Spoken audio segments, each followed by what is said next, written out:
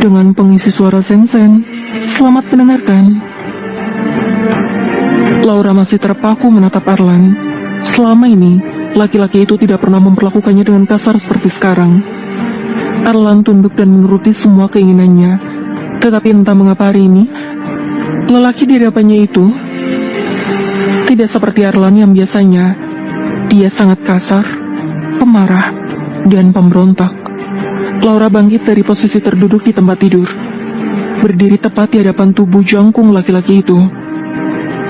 "Kamu kenapa sih, Mas? Kenapa kamu jadi seperti ini? Apa kamu lupa kalau aku sedang hamil anak kamu?" Arlan menyeringai yang sayangnya malah membuat Laura merinding.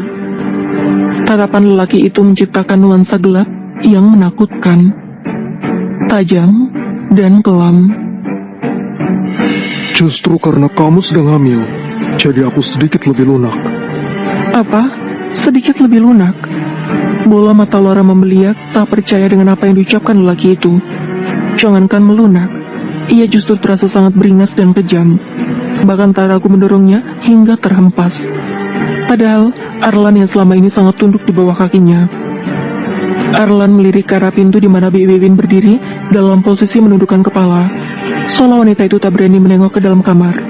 Apalagi posisi majikannya sedang bertengkar. Bi, kerjakan yang tadi saya minta. Perintah Arlan, tanpa mengindahkan raut bingung dan takut yang terlihat jelas dalam wajah Laura. Baik, Den. Bi Wiwin sempat terlihat ragu, namun tentu saja ia akan lebih patuh kepada majikan yang sesungguhnya. Bi Wiwin memasuki kamar itu dengan membawa sebuah keranjang pakaian, membuka lemari dan mengeluarkan pakaian-pakaian milik tuannya. Sementara Laura mematung di tempat.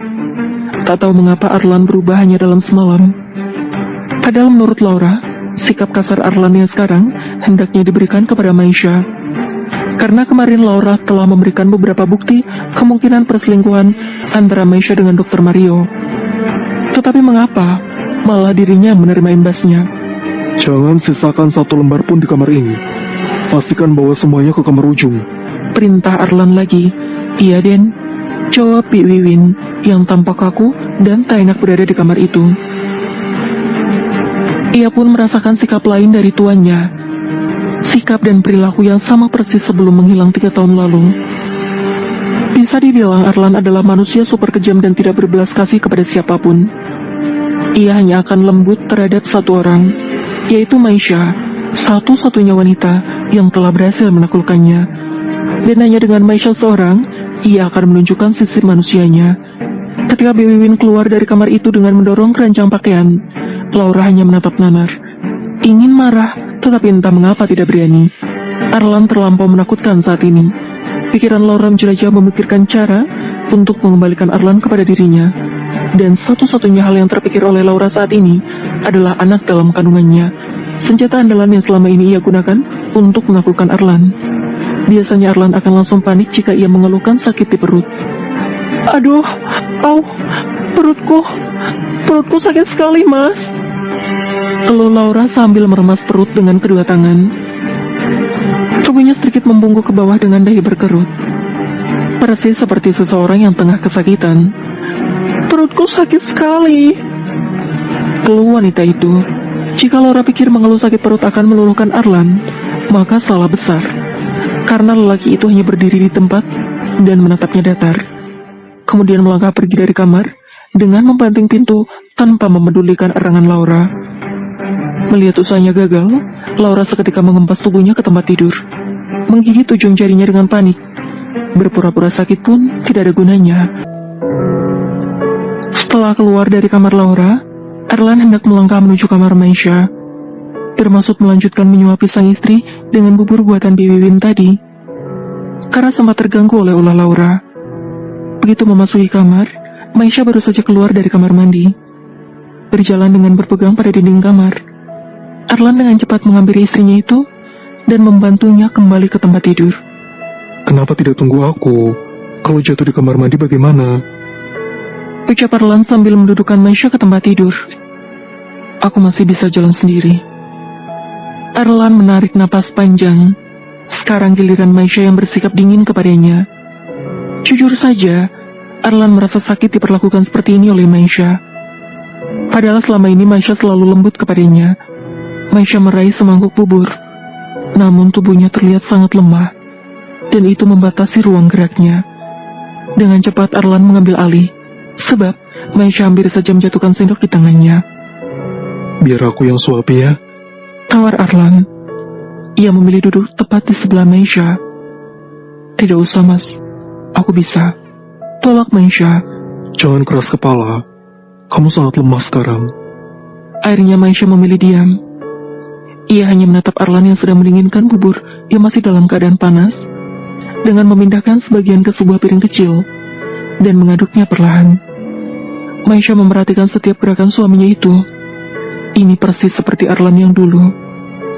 Di masa lalu, Maisha pernah mengingatkannya agar tidak meniup makanan yang masih panas. Dalam hitungan detik bola mata Maisha berkaca-kaca.